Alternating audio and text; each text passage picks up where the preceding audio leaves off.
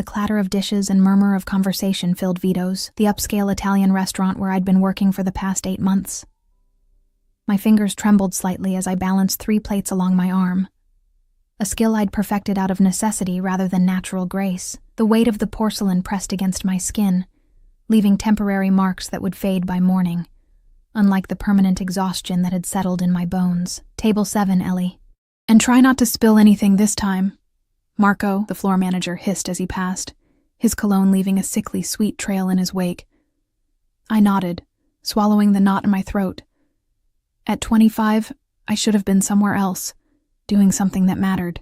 Instead, I was here, invisible, except when I made mistakes, trying to scrape together enough tips to pay for my mother's medications and our overdue rent. The restaurant dimmed momentarily as the front door opened, admitting a gust of October air that raised goosebumps along my exposed arms. I didn't look up, couldn't risk the distraction, but I felt it. A shift in the atmosphere, like the air before a storm. The usual restaurant buzz quieted to a reverent hush. I delivered the plates to a group of businessmen who barely acknowledged me, then turned back toward the kitchen. That's when I saw him. He sat alone at table 12, the restaurant's most private corner booth. Dark hair, perfectly styled, a suit that cost more than I made in months. But it was his eyes that stopped my breath. Dark as midnight, scanning the room with calculated precision, before settling on me with such intensity that I nearly stumbled. Behind him stood a broad-shouldered man, hands clasped in front, eyes hidden behind sunglasses despite the dim lighting. A bodyguard. Who needed a bodyguard in our quiet neighborhood? Ellie! Marco appeared beside me, his voice unnaturally soft. Mr. Castellano's table. Now. My stomach nodded. Everyone knew the name Castellano. Whispers about their family business traveled through Little Italy like wind through autumn leaves. Not the restaurant supply business listed on their sleek business cards, but the other business, the one that made people lower their voices and glance over their shoulders. Alessandro Castellano. 32 years old, and already head of the family after his father's mysterious heart attack 3 years ago. I'd seen his photo in the local paper, standing outside the courthouse after all charges were dropped against him in a case nobody would discuss. Move, Marco whispered, giving me a slight push. Each step toward his table felt like walking through deep water. When I reached him, I kept my eyes down, trained on the immaculate tablecloth. Good evening, sir. Welcome to Vito's. Can I get you something to drink? Look at me when you speak. His voice was quiet, smooth as aged whiskey, but with an edge that made it clear this wasn't a request. I raised my eyes slowly, heat crawling up my neck. Up close, his features were even more striking. Sharp cheekbones, a strong jaw darkened with precisely maintained stubble, and those eyes, watching me with an intensity that made my skin prickle.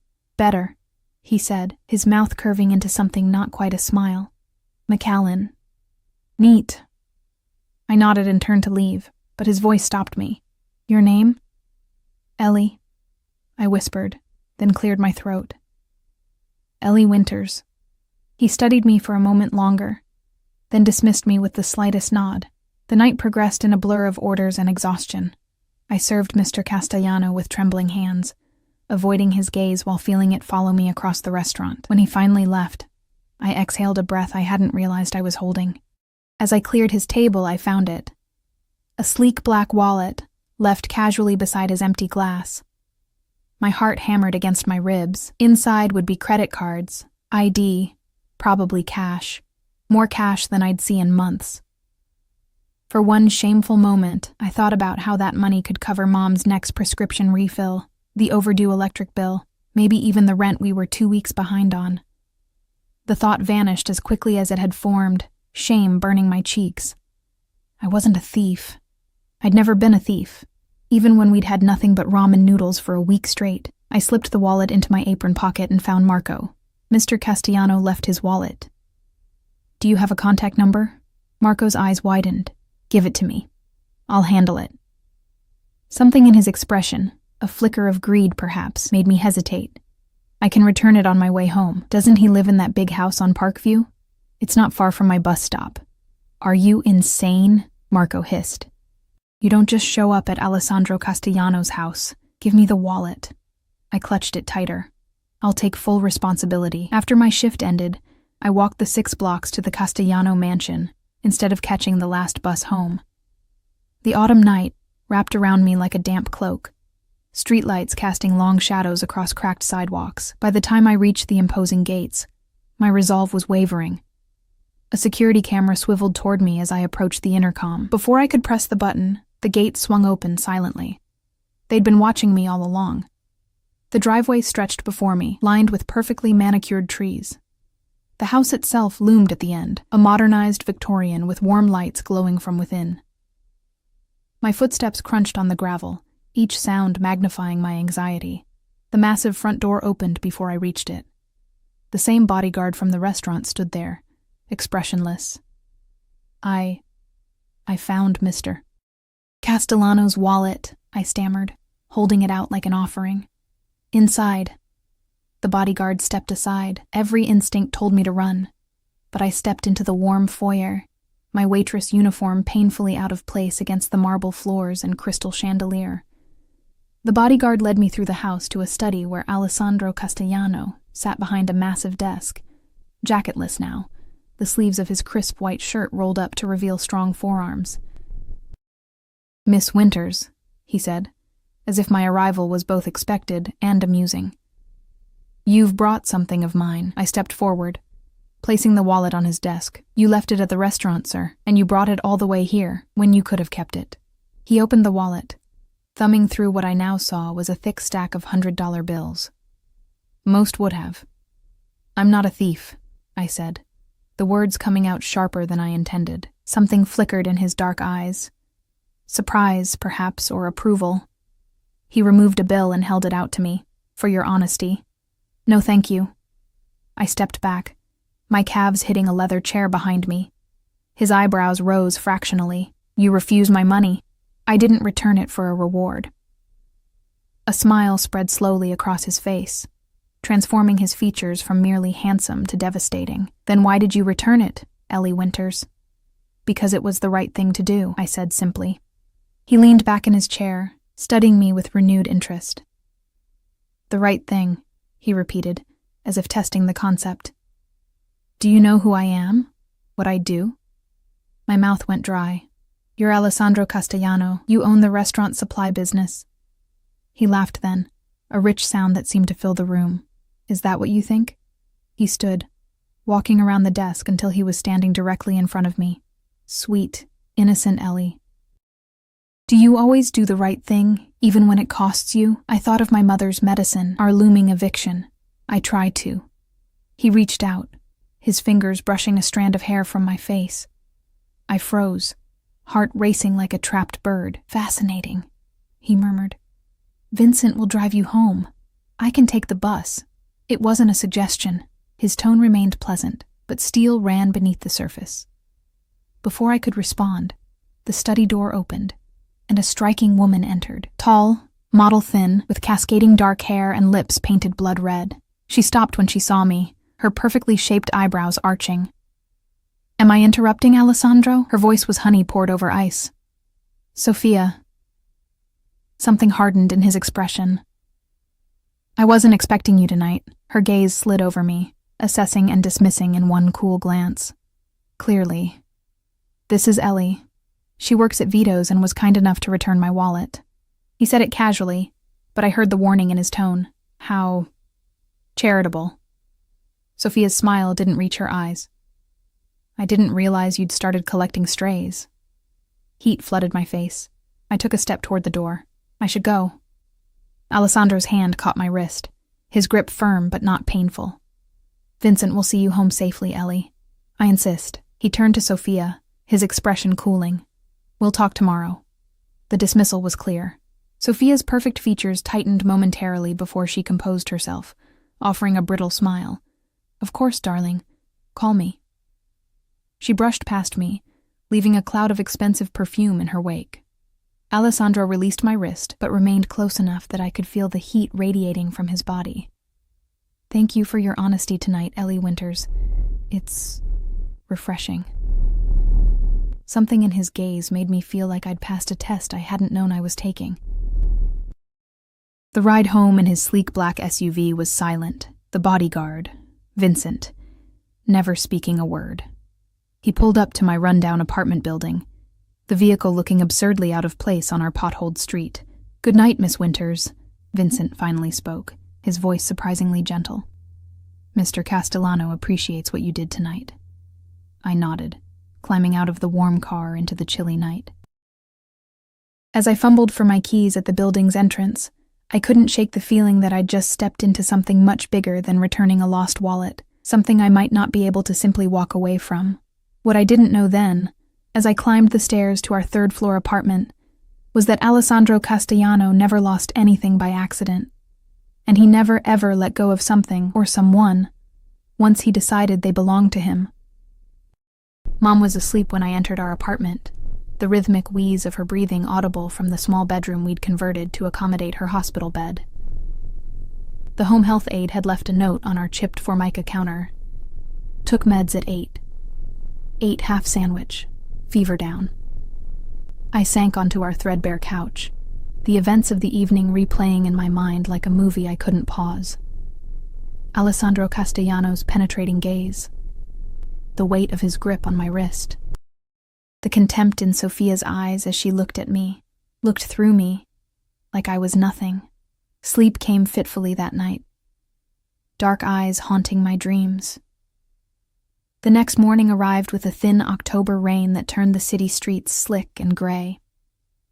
I dragged myself through my morning routine, made Mom comfortable with fresh pillows and her medication, then headed out for my second job at the corner cafe. "You look like hell warmed over," said Danny, my only real friend and coworker, as I tied my apron behind the counter. "Rough night," I mumbled, not meeting her eyes. Something stopped me from sharing my encounter with Alessandro. Saying it aloud would make it real, and I wanted to pretend it had been nothing more than an odd interruption to my otherwise unremarkable life. The morning rush kept us busy, the steady stream of commuters ordering their usual coffees before disappearing into the rain. By 11, the cafe had emptied to just a few students with laptops and a businessman on his phone. The bell above the door chimed, and I looked up from wiping down the counter. My heart stuttered. Vincent stood in the doorway, scanning the cafe before his gaze landed on me. His presence seemed to shrink the small space, making the cheerful yellow walls close in. He approached the counter, his expression unreadable behind dark sunglasses. "Miss Winters." He nodded slightly. "Mr. Castellano would like to see you." Danny, suddenly beside me, raised her eyebrows. "Who's Mr. Castellano?" she whispered, too loudly. "No one," I said quickly. To Vincent, I added, "I'm working until 3. Mr. Castellano is aware of your schedule. He'll be waiting outside at 3:15. It wasn't a request. Before I could respond, Vincent placed something on the counter, a small white box tied with a simple black ribbon. Then he turned and left, the bell signaling his departure with a cheerful jingle that seemed at odds with the weight that had settled in my stomach. "Ellie, what the hell?" Danny stared at me, then at the box. Who was that? And who's Mr. Castellano? Just someone from the restaurant. I touched the box cautiously, as if it might bite. "A customer? Leaving you gifts and sending his personal bouncer to fetch you?" Danny's eyes widened. "Is he married? Because this has mistress setup written all over it." "It's not like that," I protested, though I had no idea what it was. "He probably just wants to thank me for returning his wallet." "His wallet." Danny grabbed my arm. "Start talking. Now." I gave her an abbreviated version as we worked, careful to downplay both Alessandro's obvious power and my own unsettling reaction to him. Still, by the time 3 o'clock approached, Danny was practically vibrating with excitement. "You have to open the box," she insisted during our final lull. With trembling fingers, I untied the ribbon and lifted the lid. Inside, nestled on a bed of tissue paper, lay a delicate silver bracelet, a small charm dangling from it. I lifted it carefully, examining the charm. A tiny silver wallet, its detail exquisite. "Oh my God," Danny breathed. "That's white gold, Ellie. And that's not just any charm." Tucked beneath the bracelet was a handwritten note on thick cream cardstock. A reminder of our first meeting, AC. "I can't accept this." I placed the bracelet back in its box, my skin burning where it had touched me. Are you insane? That bracelet could pay your mom's medical bills for a month. Exactly why I can't take it. I closed the box firmly. I don't want to owe him anything. At 3:15, I stood outside the cafe, the small box clutched in my hand, watching the sleek black SUV pull to the curb. The rear door opened, and there he was, Alessandro Castellano, even more imposing in daylight. He wore a charcoal suit that emphasized the breadth of his shoulders, no tie, his collar open just enough to reveal a glimpse of tanned skin. "Ellie," he said, my name rolling off his tongue like he was tasting it. "Join me." I hesitated, rain soaking through my thin jacket. "Please," he added, though it didn't sound like he was accustomed to using the word. I slid into the warm interior of the car, hyper-aware of the contrast between his immaculate appearance and my rain-dampened cafe uniform. The leather seat enveloped me, soft as butter. Vincent closed the door and took his place in the driver's seat, a privacy partition gliding up silently between us. "You didn't open your gift," Alessandro observed, nodding at the box in my hands. "I did, actually." I held it out to him. "I can't accept it." His eyes narrowed slightly. "Why not?" "It's too expensive." I swallowed. "And inappropriate." "Inappropriate?" A smile played at the corners of his mouth. "It's a thank you gift, nothing more." We both know that's not true. The words escaped before I could stop them. Instead of anger, surprise flickered across his face, followed by what looked like approval. "You're not what I expected, Ellie Winters." "What did you expect?" "Someone who would take the wallet, or if they returned it, someone who would eagerly accept whatever I offered in return." He leaned forward slightly. "Someone easily bought." The car moved smoothly through traffic, rain streaking the tinted windows, creating a private world within. I was acutely aware of how alone we were, despite Vincent's presence beyond the partition. "I'm not for sale," I said quietly. Alessandro studied me, his gaze intense. "Everyone has a price. Some just require more creative negotiations." "Why am I here, Mr. Castellano?" "Alessandro," he corrected, "and you're here because I find you interesting." "Do you know how rare that is?"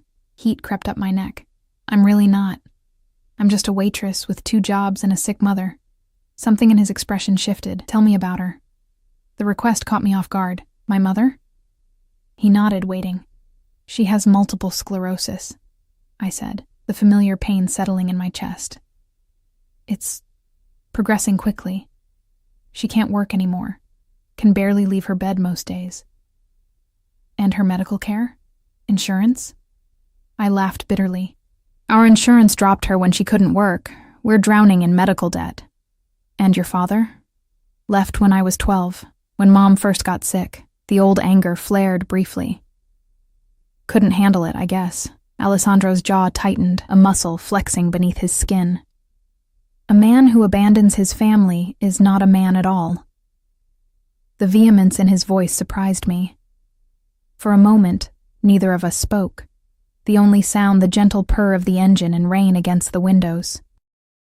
"I have a proposition for you," he finally said, his voice carefully controlled. My body tensed. "I'm not that kind of proposition." A flash of irritation crossed his features. "I need a personal assistant, someone I can trust." I blinked. "You just met me. And in that brief encounter, you've proven more trustworthy than people I've known for years." He leaned back, regarding me coolly. "The position pays $15,000 a month, plus benefits. Full medical coverage, which would extend to your mother as dependents." The figure hit me like a physical blow. $15,000 a month was more than I made in half a year. Medical coverage for Mom would mean no more choosing between rent and her medications. "What would this assistant position entail?" I asked cautiously. "Managing my schedule, handling correspondence, attending events with me when necessary." His eyes held mine. "Nothing inappropriate, unless you wish it to be." Heat flooded my face at the implication. "I don't—" "Relax, Ellie." His smile was knowing. "I'm not hiring you for your body, tempting as it may be. I'm hiring you for your integrity." I clutched the gift box tighter, my mind racing. It was too good to be true, which meant there had to be a catch. "What's the real job, Alessandro?" Because I'm not doing anything illegal. He laughed, the sound rich and genuine, so quick to assume the worst. The job is exactly as I described, though I won't pretend my business dealings are always conventional. You mean criminal, I said bluntly. His eyes darkened. I mean necessary. This city runs on connections and power, Ellie. I simply understand the system better than most. The car slowed, and I realized we'd been circling the city with no particular destination. Alessandro pressed a button, and the partition lowered slightly. Vincent, take us to St. Mary's Hospital. My heart jumped. Why are we going there? To see your mother's doctor. His tone made it clear this wasn't negotiable. Before you make any decisions, I want you to understand exactly what I'm offering. The hospital corridors were blindingly white after the dim interior of the car. Alessandro moved with purpose, his presence parting the crowds like a blade through water. No one questioned why he was there or how he knew exactly where to go. Within minutes, we were seated in the office of Dr. Reynolds, Mom's neurologist whom I'd met only twice. Appointments were expensive, and he was perpetually overbooked. Mr. Castellano. Dr. Reynolds stood as we entered, his expression a mixture of respect and wariness. This is unexpected. I apologize for the intrusion. Alessandro's tone suggested he was anything but sorry. I'd like to discuss Elena Winter's case. Dr. Reynolds glanced at me, then back at Alessandro. I'd need her daughter's permission to discuss. I'm her daughter, I interrupted. It's okay. What followed was the most comprehensive discussion of Mom's condition I'd ever had. Dr. Reynolds explained treatment options I'd never heard of, specialists I couldn't afford, medications that might slow the progression, but were too expensive for our budget. Throughout it all, Alessandro listened intently, asking pointed questions that revealed a surprising knowledge of MS treatments. By the end, a plan had been outlined, one that included a team of specialists, home health care, and cutting-edge treatments. We can begin immediately, Dr. Reynolds said, looking not at me, but at Alessandro. Excellent. Alessandro stood, buttoning his jacket. Send all paperwork to my office. Outside the doctor's office, I stopped, feeling lightheaded. How did you— Money opens doors, Ellie, and I have plenty of it. He placed a hand at the small of my back, guiding me toward the elevator. The treatment plan starts tomorrow, whether you take the job or not. Consider it a gift. I can't let you— You can, he interrupted. And you will. Pride is admirable, but not at the expense of your mother's health. In the elevator, he stood closer than necessary, his cologne, something expensive and subtle, filling my senses. Think of it this way. If you take the job, you're earning your mother's care. If not, then yes, you're accepting charity from a man you barely know. The elevator doors opened to the parking garage where Vincent waited with the car. I need time to think, I said, as Alessandro opened the car door for me. Of course.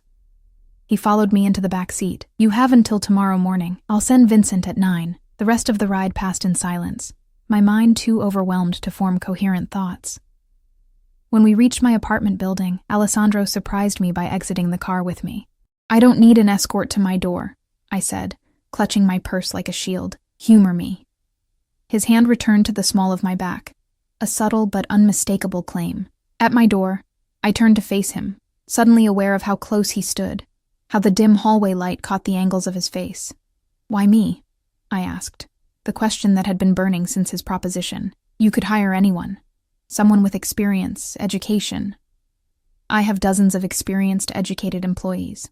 He reached out, his fingers lightly tracing my jawline. What I lack is someone who looks at me, knows who I am and what I'm capable of, and still tells me no. My breath caught as his thumb brushed my lower lip. Like you're doing right now, with your body saying yes and your words saying wait. Before I could respond, he stepped back. 9 o'clock tomorrow, Ellie. Don't make me come looking for you. As he walked away, I noticed a shadow at the end of the hallway. Another of his men, no doubt, stationed to watch my door. Alessandro Castellano was a man who protected what he considered his, and somehow, without my consent or understanding, I had become exactly that. I spent that night in a state of suspended disbelief, watching Mom sleep peacefully for the first time in weeks thanks to the new medication doctor. Reynolds had prescribed medication that had appeared at our door via courier an hour after Alessandro left. The package also contained a sleek new phone with only one contact programmed into it, his. By morning, I'd made my decision. Not because of the money, though God knows we needed it, but because I'd seen something in Alessandro's eyes when he spoke of family. A flicker of genuine feeling beneath the calculated control. That glimpse of humanity gave me hope that working for him wouldn't mean selling my soul entirely. At precisely 9 o'clock, a knock came at my door. Vincent stood in the hallway, as expressionless as ever. "He's waiting," was all he said. 30 minutes later, I entered the Castellano estate for the second time, now led to a different room, an airy office with floor-to-ceiling windows overlooking immaculately landscaped gardens. Alessandro stood by a glass desk, speaking rapidly in Italian to someone on the phone. He wore a navy suit today, the fabric catching the morning light, making him look almost approachable. Almost. He ended the call when I entered, his eyes taking in my appearance, the simple black dress I'd worn to interviews before, my hair pulled back in a neat ponytail, minimal makeup. I'd tried to look professional, though I knew my bargain clothes couldn't compare to even the casual wear of someone like Sophia. "Ellie," he said, the hint of a smile playing at his lips. "You've made your decision." It wasn't a question, but I answered anyway. "Yes, I'll take the job." "Excellent." He gestured to a chair across from his desk. "Sit, we have details to discuss." For the next hour, Alessandro outlined what working for him would entail. I would manage his schedule, coordinate with his business associates, attend meetings and social functions as needed. My days would start early and often end late. I would have an apartment in his building downtown. "For convenience," he said, though we both knew it was for control. "What about my mother?" I asked. "Already arranged. A private nurse will live in your current apartment to provide round-the-clock care. You can visit whenever you wish." I swallowed hard. "And the nature of your business? What exactly will I be coordinating?" His expression didn't change, but something in his eyes hardened slightly. "My legitimate businesses, restaurants, shipping, real estate. The rest doesn't concern you, but I'll be involved in it. Adjacent to it," he corrected. "You won't be asked to do anything illegal, Ellie. I protect what's mine." The possessive statement hung between us, its implications clear. By accepting this position, I was agreeing to belong to him in some nebulous way neither of us was defining aloud. When would I start? Now. He slid a folder across the desk. "These are your contracts: employment, confidentiality, benefits. Read them carefully." The documents were dense with legal language, but the terms were exactly as he'd described. Better, even. Full medical for Mom and me, a salary that made my eyes widen. A clause that specified my right to resign with 30 days' notice.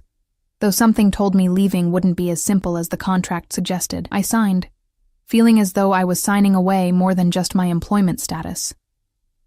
"Welcome to the family, Ellie," Alessandro said, taking the pen from my fingers, his hand lingering against mine longer than necessary. The next few weeks passed in a whirlwind of new experiences. I moved into the downtown apartment, a sleek, modern space that could have housed my entire previous apartment 3 times over. Mom's care improved dramatically, her new nurse sending me daily updates and photos of small improvements in her condition. Working for Alessandro was both simpler and more complex than I'd imagined. He was demanding but fair, expecting perfection, but willing to teach. I quickly learned his preferences. Black coffee in the morning, green tea in the afternoon, which calls to put through immediately, and which could wait. How to recognize when his calm demeanor masked rising anger. I also learned about the other side of his business. Not through direct involvement, but through overheard conversations, abruptly ended when I entered rooms, the way certain visitors were shown directly to his private study while others were kept waiting. "You're adapting well," Alessandro commented one evening, as we worked late in his office, reviewing plans for a charity gala he was hosting.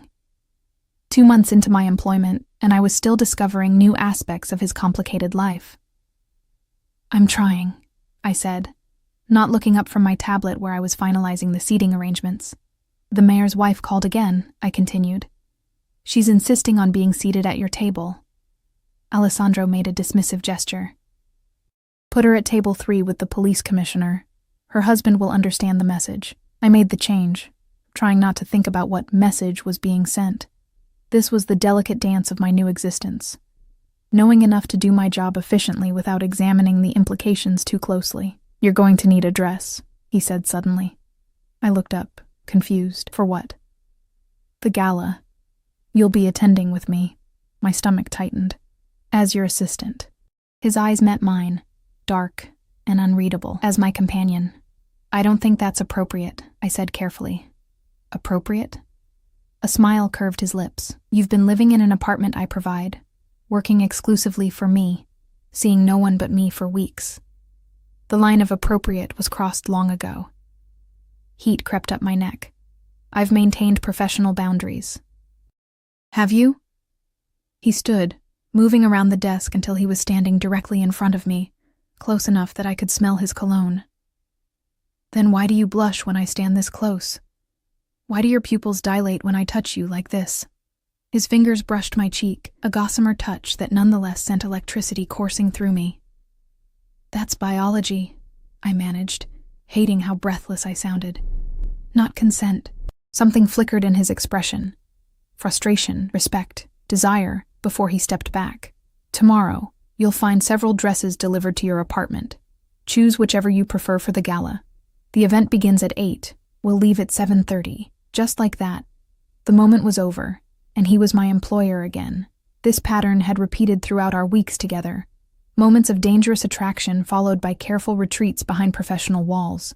The following evening, I stood in my apartment surrounded by garment bags from designers, whose names I recognized from magazines. Each dress inside was more exquisite than the last, and each, I noticed with both embarrassment and a secret thrill, was perfectly tailored to my measurements. I chose the least revealing option. A floor-length gown in deep emerald that hugged my curves, but maintained some semblance of modesty with its high neckline. The color made my pale skin glow and brought out the green in my hazel eyes. At exactly 7:30, Alessandro arrived at my door. He wore a black tuxedo that fit him like armor, emphasizing the breadth of his shoulders and the lean strength of his body. For a moment, he simply stared at me, his expression unreadable. "You look beautiful," he said finally, his voice rougher than usual. "Thank you." I smoothed a hand over the silk of my dress, suddenly self-conscious. "Is it appropriate for the event?" "It's perfect." He offered his arm. "Shall we?" The gala was held at the city's most exclusive hotel, its ballroom transformed into a winter wonderland for the Children's Hospital fundraiser. As we entered, I was acutely aware of the eyes that followed us. Curious, envious, speculative. "Alessandro!" A silver-haired man approached, clapping Alessandro on the shoulder with the familiarity of long acquaintance. "And who is this vision?" "Judge Harrington." Alessandro nodded. "This is Eleanor Winters, my—" "Date for the evening," I finished, unwilling to be labeled as his assistant, or something more possessive. Alessandro's grip on my waist tightened fractionally, a subtle warning I chose to ignore. "Enchanting," the judge said, kissing my hand with old-world courtesy. "Alessandro, you've been holding out on us." "Where have you been hiding this lovely creature?" "She's not hidden," Alessandro replied, his voice pleasant but with an underlying edge. "Just precious enough to protect." The possessiveness in his tone should have offended me. Instead, it sent a forbidden thrill down my spine. As the evening progressed, I met more of Alessandro's associates, politicians, business owners, and others whose connections to him seemed more ambiguous. I played my role carefully, charming when needed, silent when appropriate, always aware of Alessandro's watchful presence. "You're a natural at this," he murmured as we moved between groups. "Everyone is captivated. I'm just smiling and nodding," I replied. "You're disarming them, making them comfortable enough to reveal things they normally wouldn't." His approval was evident. "It's a rare skill." Before I could respond, a commotion near the entrance drew our attention. Sophia had arrived, stunning in a red dress that clung to her willowy frame like a second skin. Her gaze swept the room until it locked on us, her perfect smile faltering for just a moment before reasserting itself. "Your girlfriend's here," I said lightly, trying to ignore the unexpected pang of jealousy. Alessandro's expression darkened. "Sophia is not my girlfriend. She's the daughter of a business associate who has unrealistic expectations. As if summoned by our attention, Sophia glided toward us, her red lips curved in a predatory smile. "Alessandro, darling." She air-kissed both his cheeks, then turned to me with barely concealed contempt. "And the little waitress. How quaint." "Eleanor is my date this evening, Sophia," Alessandro said, his tone pleasant but firm. Sophia laughed, the sound like breaking glass. "Oh, is that what we're calling it now?" I wondered what position she'd filled when Maria mentioned your new assistant. She ran a manicured finger down Alessandro's lapel. "You always did have a weakness for charity cases." Anger flashed hot in my chest, but before I could respond, Alessandro caught Sophia's wrist, removing her hand from his chest with controlled precision. "Careful, Sophia," he said quietly, his voice carrying a warning that made even my skin prickle. "You're making a scene." Her perfect features tightened. "Don't be ridiculous, Alessandro. Everyone knows this is just another of your games.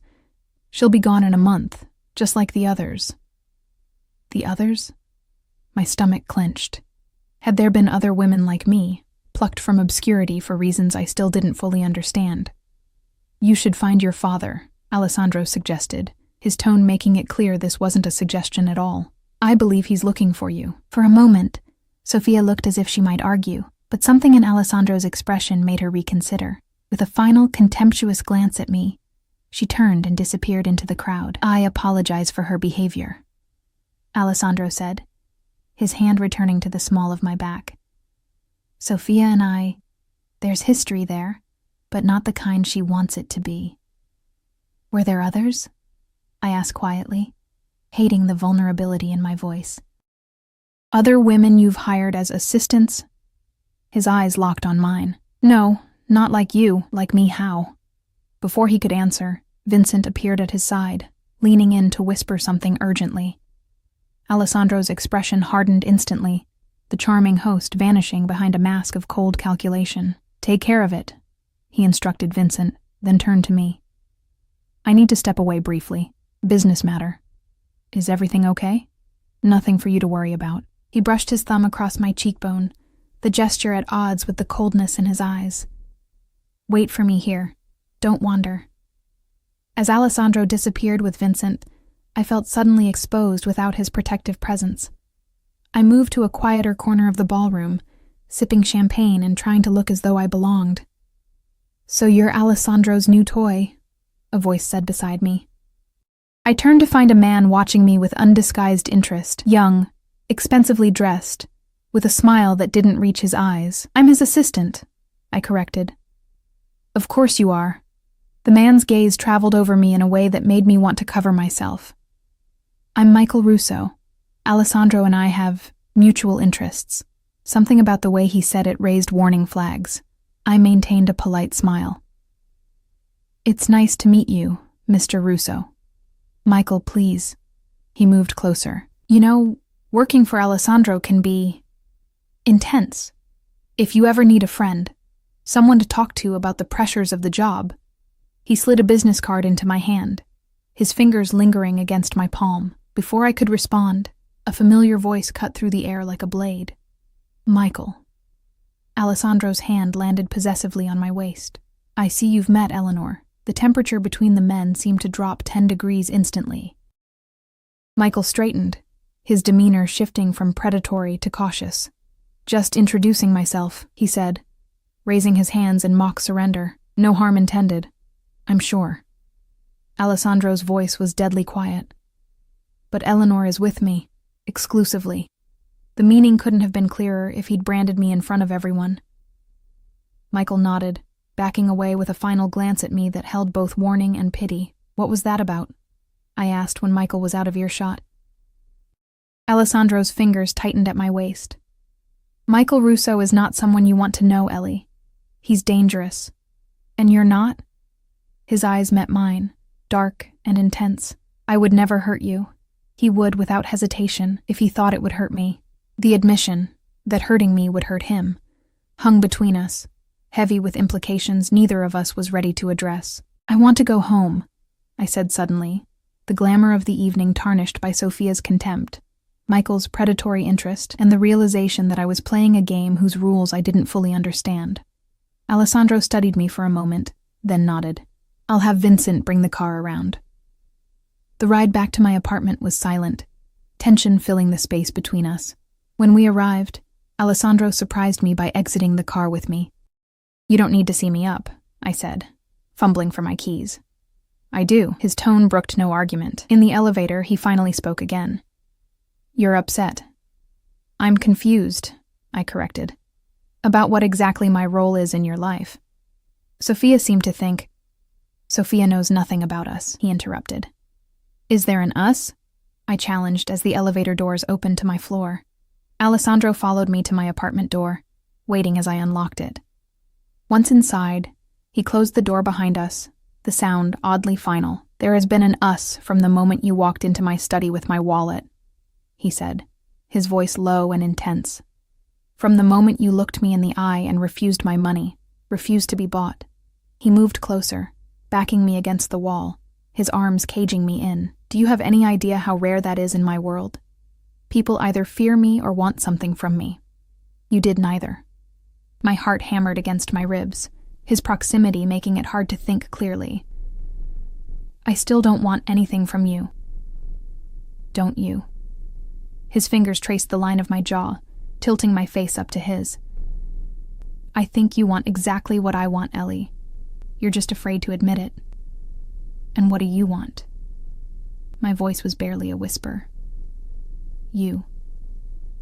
The word hung between us, laden with meaning. "Not just your body, though God knows I want that too. I want your honesty, your defiance, your stubborn integrity that makes you return wallets and refuse gifts." His thumb brushed across my lower lip. "I want the woman who looks at a monster like me and still sees something worth saving."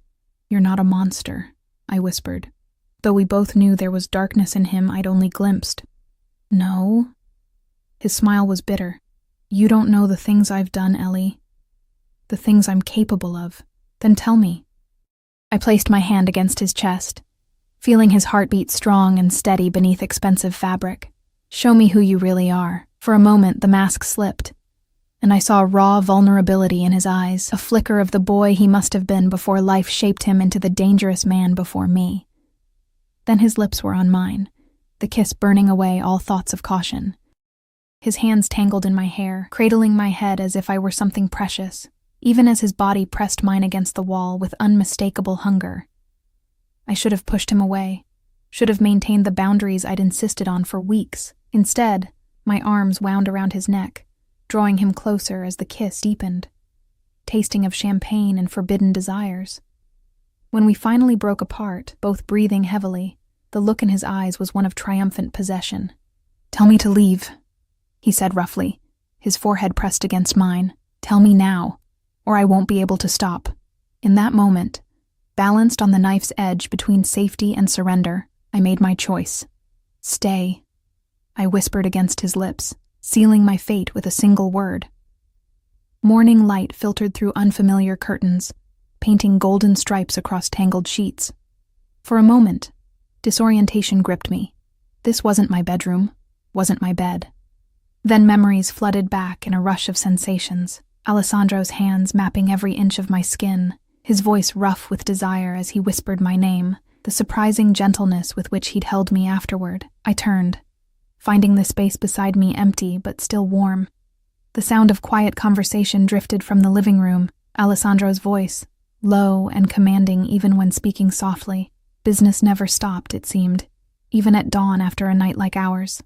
I slipped from the bed, wrapping myself in the silk robe that had mysteriously appeared in my closet weeks ago, one of many items Alessandro had provided without comment. As if preparing for this inevitable moment, the thought should have disturbed me more than it did. In the living room, Alessandro stood by the window, phone pressed to his ear, his powerful frame silhouetted against the city skyline. He wore only his trousers from last night, torso bare, revealing the intricate tattoo that spread across his left shoulder blade, a stylized lion I now knew, symbol of his family's crest. Scars I hadn't noticed in the darkness also mapped his skin, telling stories of violence I wasn't sure I wanted to hear. He turned as I entered, his eyes darkening with appreciation.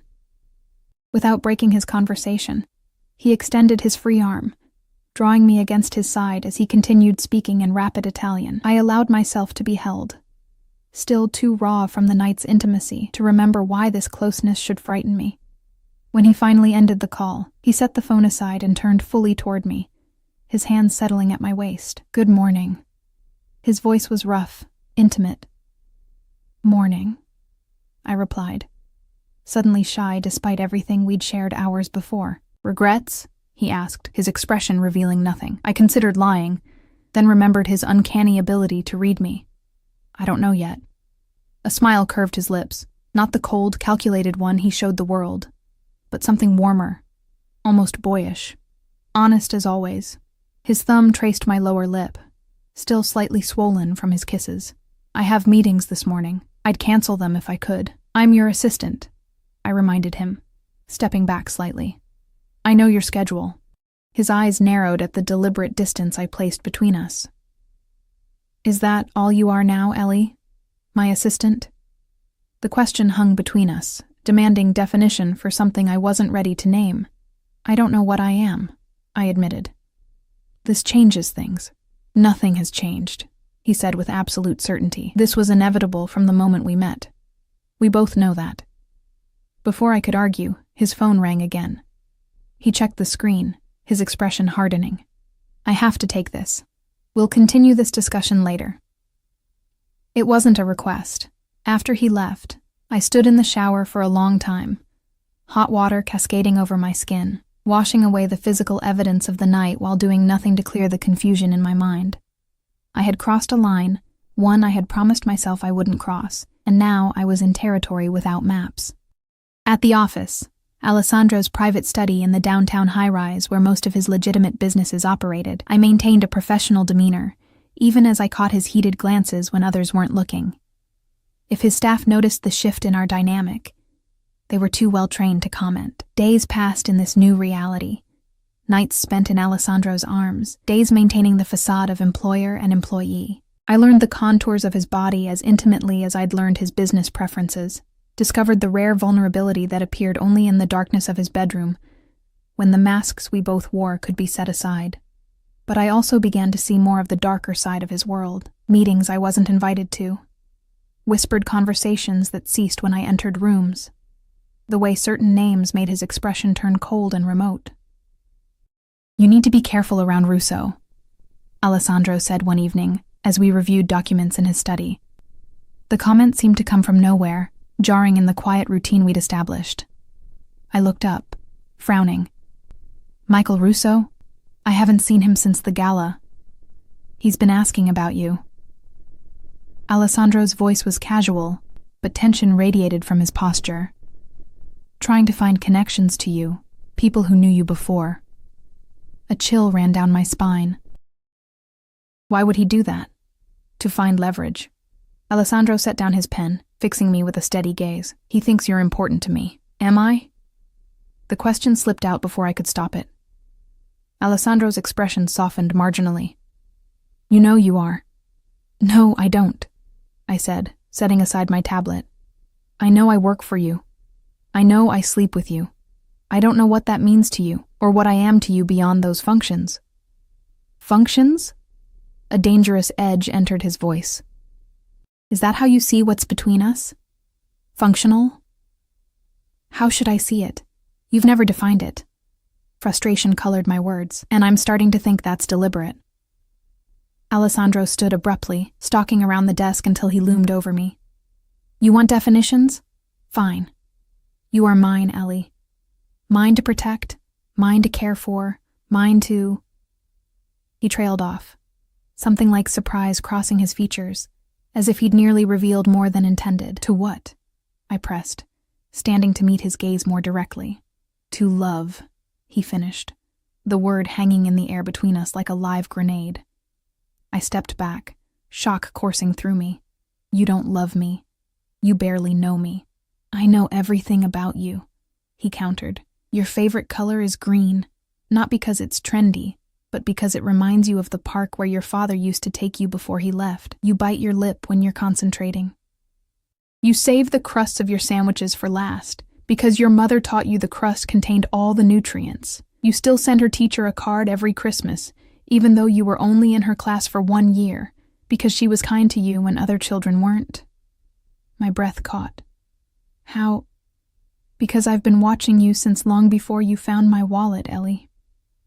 The admission was quiet, almost reluctant. The wallet wasn't lost. It was a test. One you passed when hundreds before you failed.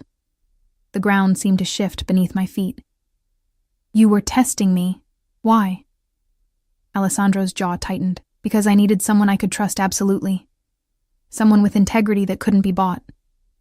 For what? Dread pooled in my stomach. What do you really want from me, Alessandro? Before he could answer, a sharp knock came at the door. Vincent entered without waiting for permission, his normally impassive expression tense. Sir, we have a situation. The shipment at the docks.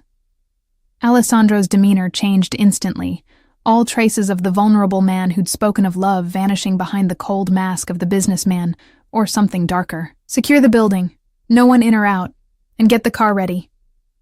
Vincent nodded, withdrawing immediately. What's happening?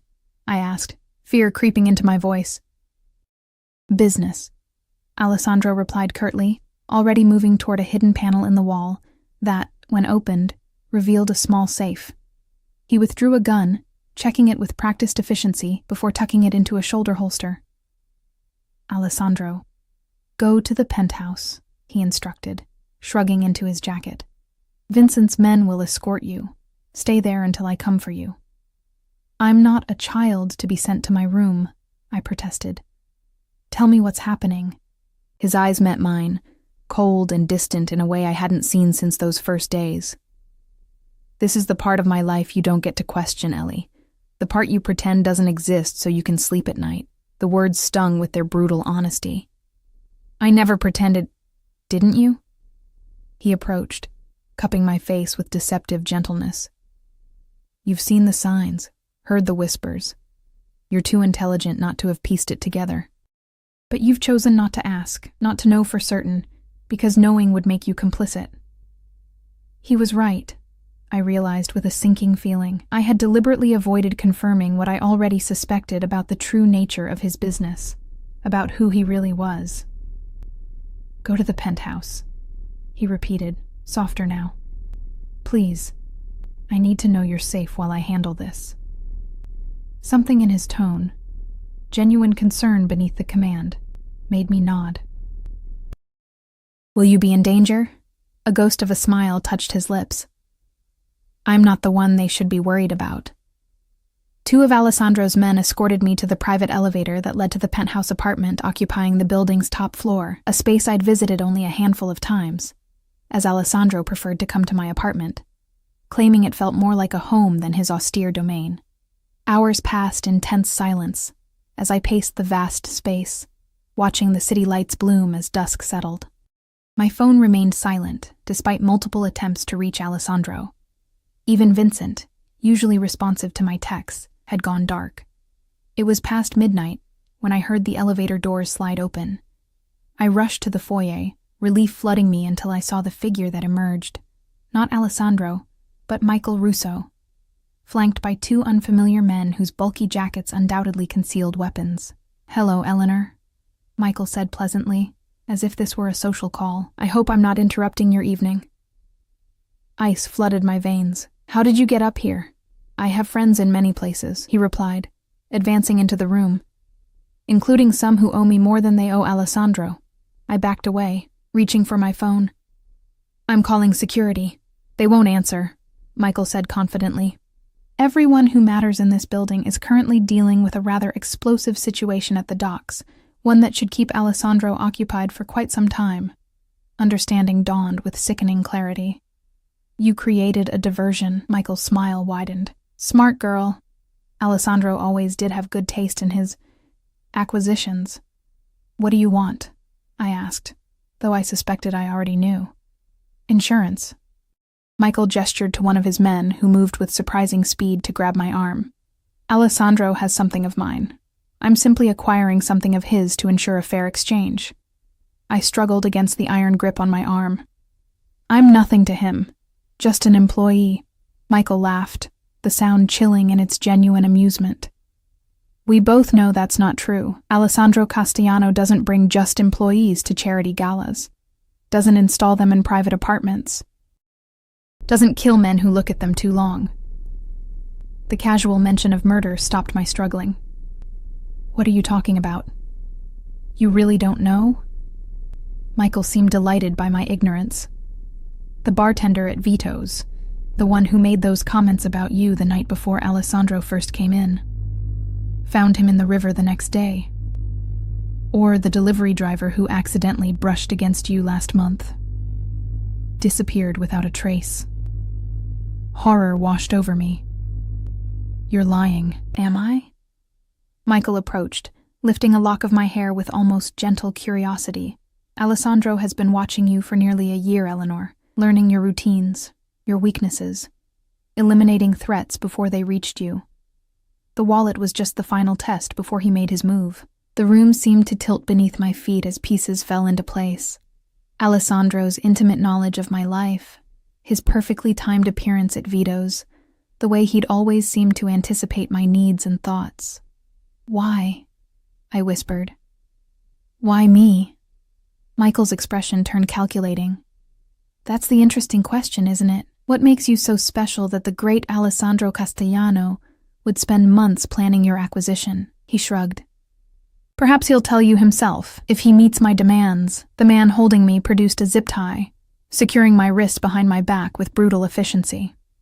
Don't worry, Michael said, noting my rising panic.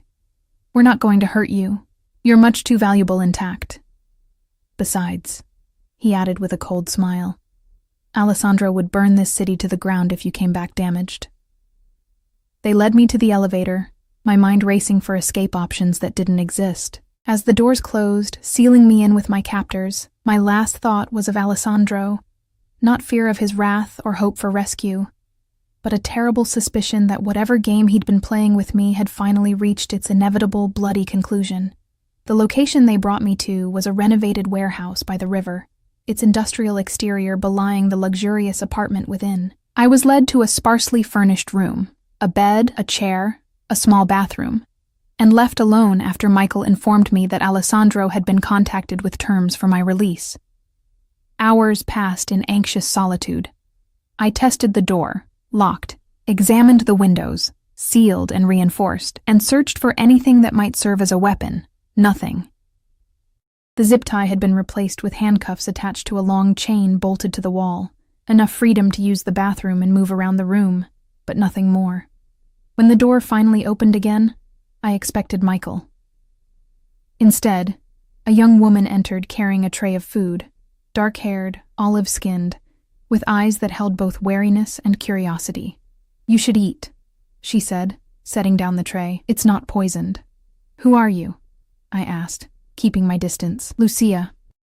She hesitated, then added, Michael's sister. I studied her, noting the absence of the cold calculation in Michael's eyes. Are you a prisoner too? A bitter smile twisted her lips. In a different way, perhaps. She gestured to the food. Eat. You'll need your strength. For what? Lucia's expression grew troubled. The exchange is scheduled for midnight. Until then, Michael wants you comfortable. Exchange? I repeated. What does Michael want from Alessandro? Territory. Control of the north side shipping routes. Lucia spoke matter-of-factly, as if discussing business rather than criminal enterprises. And revenge for our father. Your father? Alessandro killed him 3 years ago. The flatness in her tone couldn't quite mask the underlying pain, or ordered it done, which is the same thing in our world. I sank onto the edge of the bed, the reality of Alessandro's life. The life I'd willfully ignored, crashing down around me. I'm sorry about your father. Lucia's eyes narrowed. Are you?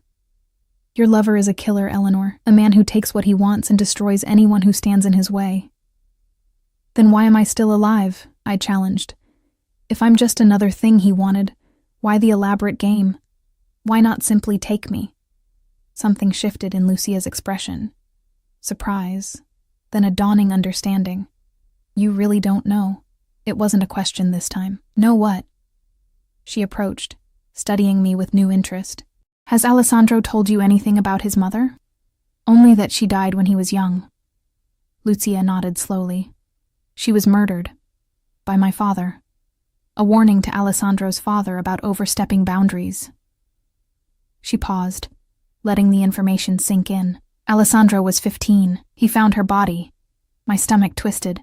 What does this have to do with me? Look at yourself, Lucia said, gesturing to a mirror on the wall. Really look. I rose cautiously, moving to stand before the mirror. My reflection stared back. Pale skin, hazel eyes, dark blonde hair pulled back in a messy ponytail. The same face I'd seen countless times before. I don't understand, I said, turning back to Lucia. She pulled a phone from her pocket, scrolling briefly before holding it out to me. This is Maria Castellano, Alessandro's mother. The photograph showed a young woman, perhaps 30, with familiar hazel eyes and dark blonde hair. The resemblance to my own reflection was undeniable. Not identical, but striking enough to explain the shock I'd seen in Alessandro's eyes the first time he saw me.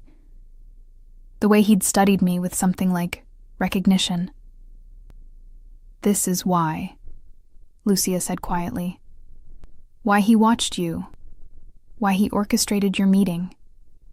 Why he's kept you close. She reclaimed her phone, tucking it away. You look like the mother he couldn't save. The revelation hit me like a physical blow.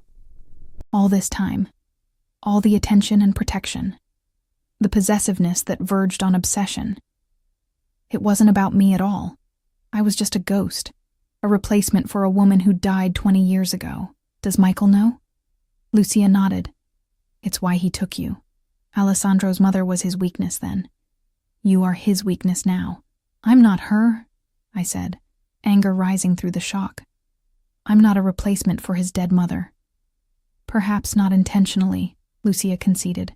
But we rarely understand our own motivations completely, do we? Especially when they're born from trauma. She moved toward the door. The food will get cold. Try to rest. Whatever happens tonight, it won't be peaceful. After she left, I stared at the food without appetite, my mind racing. If what Lucia said was true, and the resemblance in that photograph was too strong to deny, then everything between Alessandro and me had been built on a foundation of ghosts and revenge. His interest, his protection, even perhaps what he called love.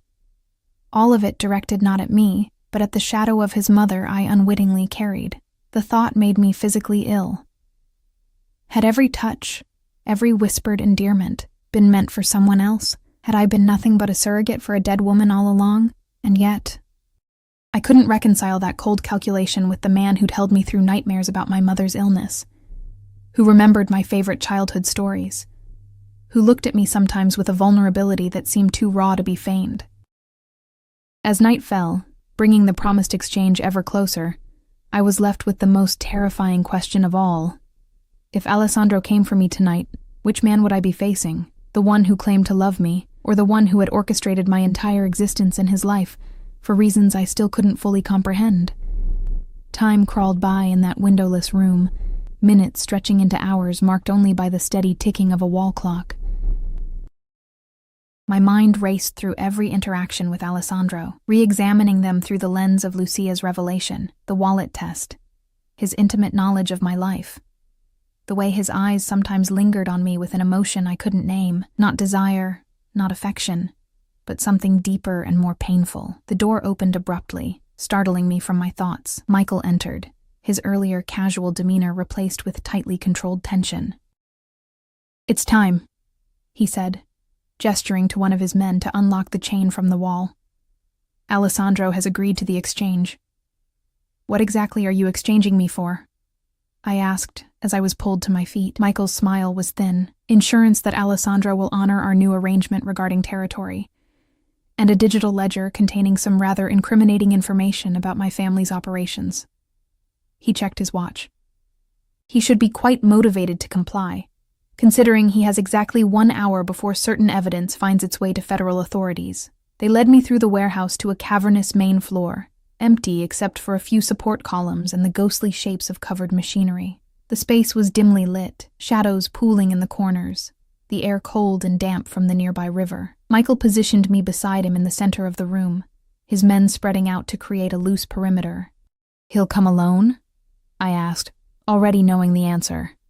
Michael laughed. "Of course not. But his men will stay back, as will mine. This is between Alessandro and me now, with me as the bargaining chip." Precisely, his hand settled on my shoulder, a parody of comfort. "Although I confess I'm curious about what happens after he gets you back.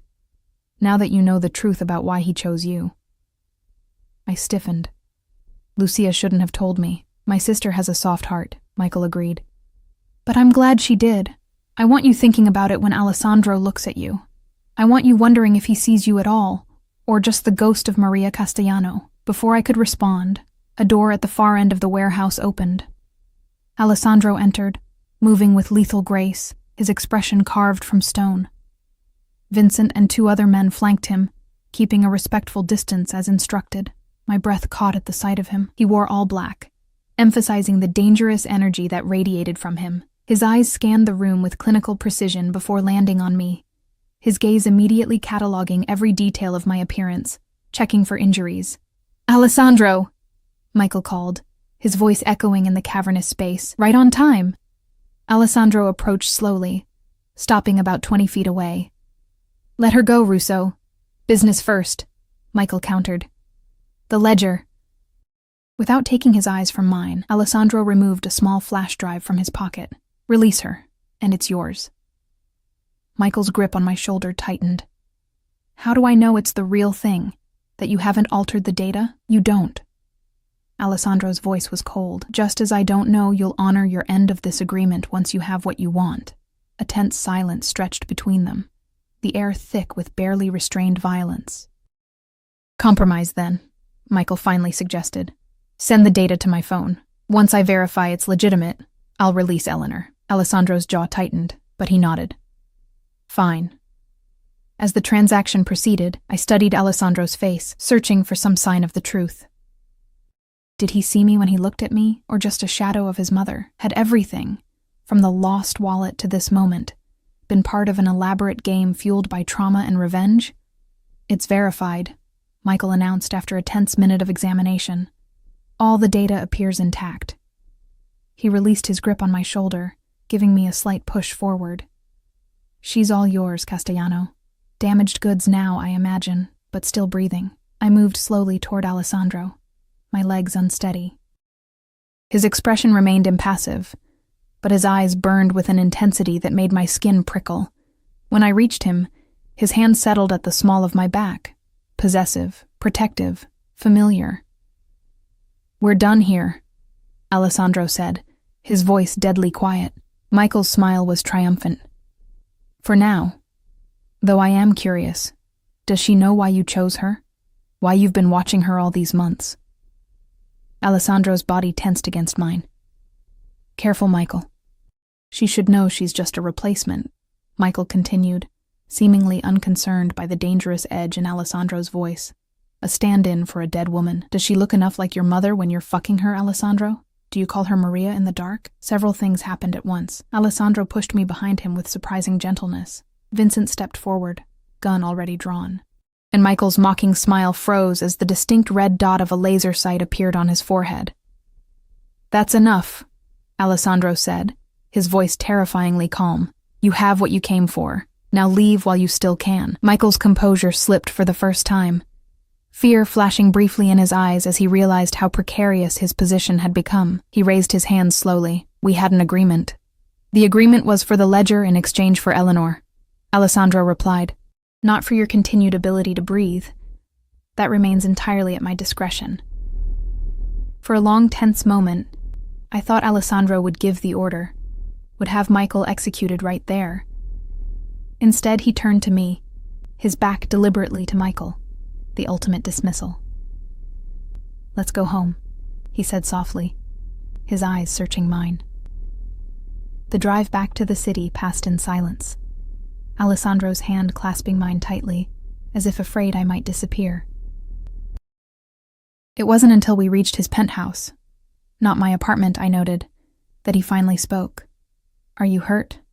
he asked as the elevator doors closed behind us. No.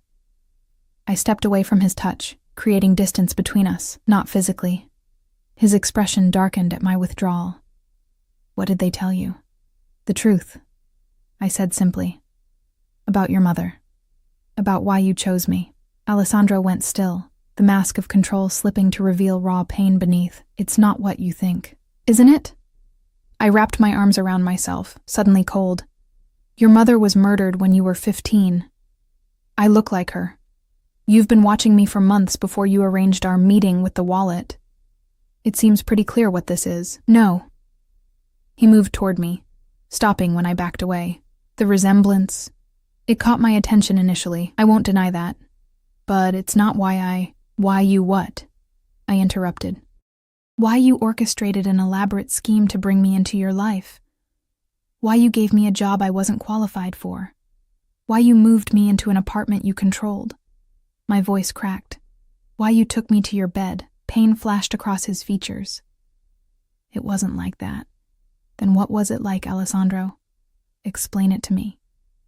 Make me understand how this isn't the most twisted thing I've ever heard. He ran a hand through his hair, a rare gesture of agitation from a man who prided himself on control. Yes, I noticed you because you reminded me of her. But I watched you because you were different. Kind in a world that rewards cruelty. Honest in a world built on lies. He took a breath. The wallet was a test, yes. But not to see if you looked like her, or could replace her. To see if my instincts about your character were right. And if I had kept the wallet, I challenged. What then? Then I would have been disappointed, but not surprised. A ghost of a smile touched his lips. The world breaks good people, Ellie. I know that better than most. He moved to the window, gazing out at the city lights. When I was 15, I watched my mother die because she was kind to the wrong person, the wife of a rival who came to her for help. My father told me her compassion was weakness, that it got her killed. He turned back to face me. I believed him for years, built my empire on that belief, until I saw you, not just your face, but your actions, your kindness to your mother, to co-workers, to strangers, your integrity despite your circumstances. So what was this? I gestured between us, some experiment to see if kindness could survive in your world. No. He approached slowly, as if afraid I might bolt. It was me finding something I thought I'd lost forever. Hope, the belief that not everything good gets destroyed. He reached for my hand, and this time I didn't pull away. Yes. You remind me of her physically, but what drew me to you, what keeps me coming back, is that you're nothing like her in the ways that matter. She was gentle but weak. You're gentle but strong. She bent under pressure. You stand firm. His fingers brushed my cheek. When I look at you, Ellie, I see you. Only you. I wanted to believe him. Part of me did. But doubt had taken root, fed by Lucia's revelations and Michael's taunts. You should have told me. About all of it. The watching, the test, your mother. Yes, he agreed, surprising me. I should have. But I was afraid. You?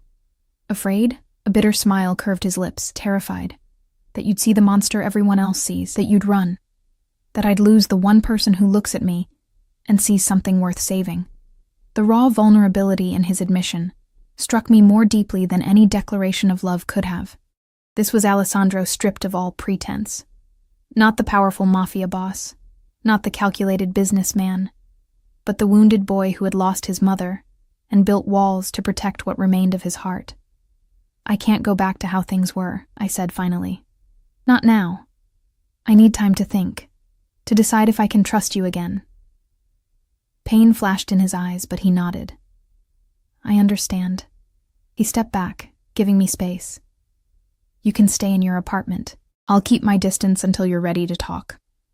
And if I decide I can't do this, can't be with you? His expression tightened, but his voice remained steady. Then I'll let you go. Your mother's care will continue. Your job will remain if you want it, or I'll find you another position elsewhere if you prefer. No strings, no conditions. Just like that? I couldn't keep the skepticism from my voice. No, he admitted, not just like that. It would destroy me to lose you, but I won't keep you against your will, Ellie. I'm not that kind of monster. The next week passed in a strange limbo. True to his word, Alessandro kept his distance, communicating only through necessary work emails and brief professional phone calls. I visited my mother daily, finding her health improved beyond what I dared hope thanks to the treatments Alessandro had arranged. During those quiet visits, sitting beside her bed as she dozed, I turned over everything in my mind. The deception, the manipulation, the unsettling parallel to his dead mother, but also the tenderness he'd shown me, the vulnerability he'd revealed only to me, the man beneath the monster everyone else saw. On the 8th day, I made my decision. I texted Vincent, not Alessandro, asking to meet his boss at the restaurant where it all began. Vito's was closed for a private event when I arrived, the dining room empty except for a single table in the corner, the same table where I'd first served Alessandro. He stood as I approached, tension evident in every line of his body. "Thank you for coming," I said, taking the seat across from him. "Thank you for asking me to." His eyes searched mine. "You look well." "I feel clearer." I folded my hands on the table. "I've been thinking about everything. About us. About what happens next." He nodded, waiting for me to continue, offering neither defense nor plea. "I'm angry that you manipulated our meeting," I began, "that you watched me without my knowledge, that you kept the truth about your mother from me. I deserved better than that." "Yes," he agreed quietly. "You did. But I also understand why you did it. How fear and trauma shape the ways we protect ourselves." I took a deep breath. "And I believe you when you say you see me for who I am now, not as a replacement for her." Hope flickered in his eyes, quickly tempered with caution. "What are you saying, Ellie?" "I'm saying I want to try again, from the beginning. No more secrets, no more half-truths." I met his gaze steadily. "I need to know who you really are, Alessandro. All of you, the good and the bad, the man and the monster." He reached across the table, his hand stopping just short of mine. "Ask me anything. I'll tell you the truth. Have you killed people?" No hesitation. "Yes." "How many?" 11 directly. More through my orders." I swallowed hard. "The bartender at Vito's? The delivery driver?" His expression remained impassive. "The bartender was attacking a woman behind the restaurant when my men intervened. He didn't survive the encounter. The delivery driver is alive and well in Arizona with a new identity and enough money to never work again. He was an undercover FBI agent." "And Michael Russo's father? Did you kill him?" "Yes." His gaze didn't waver. "He murdered my mother because she helped his wife escape an abusive marriage. He tied her to a chair and made her watch as he killed his own wife, then left my mother to bleed out slowly. I was at school. By the time I found her, she had been dead for hours. The clinical way he recounted such horror chilled me. And you took revenge. 3 years later, when I was strong enough." "Yes." "Would you do it again?" I asked.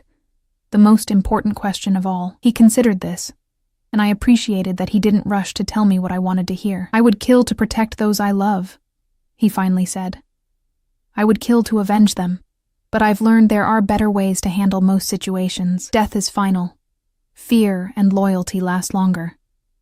It wasn't the answer most women would want to hear, but it was honest.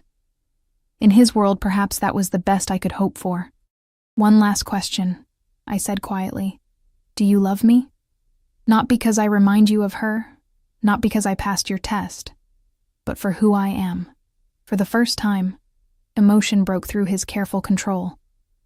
"I love you because you make me want to be better than I am," he said, his voice rough. "Because you see the darkness in me and still believe there's light worth saving. Because when I'm with you, I remember the man I wanted to be before the world taught me to be a monster." He finally reached for my hand, his fingers warm against mine. "I love you, Ellie Winters, for exactly who you are. And I will spend the rest of my life proving that to you if you'll let me." In that moment, I made my choice. Not with naivety about who he was or what he'd done, but with clear-eyed acceptance of the complicated, damaged man before me. The man who had orchestrated our meeting for reasons born of trauma, but had stayed for reasons born of love. "I love you too," I said, turning my hand to interlace our fingers. "The man and the monster." All of you. Relief washed over his features, followed by a fierce joy I'd never seen before. In one fluid movement, he rose and pulled me to my feet, drawing me against him. "I will never lie to you again," he promised, his forehead pressed to mine. "No more secrets. No more tests. No more watching from the shadows," I added. A smile curved his lips. No more shadows at all. When he kissed me, it felt like a beginning rather than a continuation. The first honest moment of a relationship built on truth instead of manipulation, on choice instead of orchestration. 6 months later, I stood in the quiet cemetery where Maria Castellano was buried, Alessandro's hand steady in mine as he introduced me to his mother for the first time. There was sadness in his eyes, but the haunted quality I'd first noticed had faded. "She would have loved you," he said, as we walked back to the car, fallen autumn leaves crunching beneath our feet. "Not because you look like her, but because you helped her son find his way back from the darkness." I squeezed his hand, the engagement ring he'd given me the week before, catching the afternoon sunlight. "We're still finding our way, together." That night, as we lay tangled in the sheets of what was now our bed, Alessandro traced the contours of my face with gentle fingers. "Thank you," he whispered. "For what?" "For returning more than just my wallet." He pressed his lips to my forehead. "For returning the parts of myself I thought were lost forever." I nestled closer, my head resting over his heart. Outside our window, the city sprawled in all its complicated glory, a place of darkness and light, danger and possibility, just like the man who held me, just like the life we were building together. A life that had begun with a test I hadn't known I was taking, but would continue with choices made in full awareness of their consequences. Choices made not in innocence, but in the hard-won wisdom that comes from seeing the truth and choosing love anyway. As sleep claimed me, I felt Alessandro's arms tighten around me, not possessive now, but protective, not controlling, but cherishing. The embrace of a man who had learned that the greatest strength lies not in power, but in vulnerability, not in fear, but in love. And in that moment, wrapped in the arms of a man the world called monster, but I called mine, I knew I was exactly where I was meant to be.